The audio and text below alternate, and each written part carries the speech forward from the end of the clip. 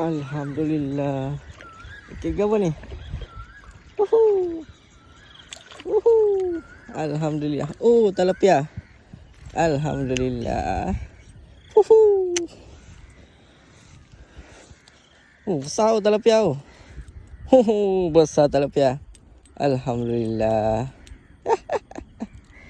Tapau. Goreng garing-garing sedap ni. Selalu duk main haruan. Kali ni kita main tilapia. Umpan pakai ni. Apa nama aku tak ingat.